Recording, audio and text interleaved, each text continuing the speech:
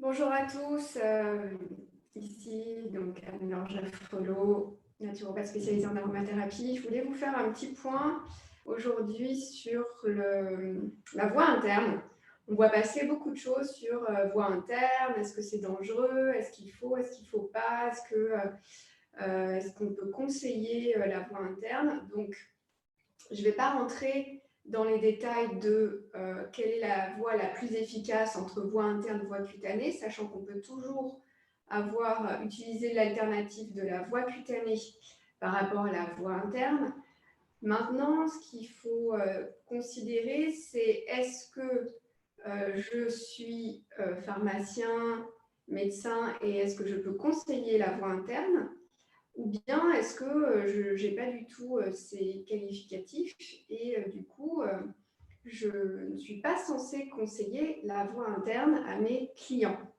Donc, si vous êtes plutôt du côté des praticiens bien-être, on se retrouve parfois face à un paradoxe parce qu'on a des clients qui utilisent la voie interne en automédication, donc ils vont lire dans des livres qu'on peut utiliser donc la voie interne, que c'est possible, et je ne vais pas contester l'efficacité selon certains cas et certaines huiles de la voie interne. Donc, les clients vont le faire eux-mêmes, plus ou moins bien d'ailleurs, puisque par pratique, on sait que souvent, ce n'est pas une goutte, mais 2, 3, 4 qui vont tomber.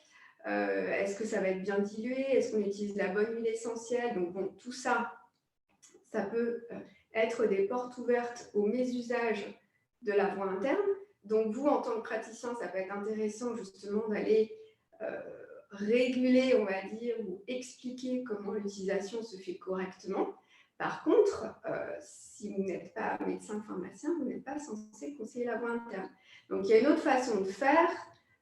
Si vraiment vous voyez que c'est incontournable, par exemple pour la voie digestive, ça peut être très intéressant d'utiliser des huiles essentielles pour réguler la digestion. Et là, on va pouvoir conseiller en fait des formes qui sont déjà diluées, déjà préparées, sous forme de compléments alimentaires. Donc, en tant que naturopathe, on peut tout à fait conseiller des compléments alimentaires. Par contre, on ne conseille pas les huiles liquides sur du miel ou du sucre. Moi, je trouve que ce n'est pas respecter le cadre professionnel du conseil en aromathérapie quand on n'a pas les qualifications. Voilà, c'était la petite réflexion du jour. À bientôt.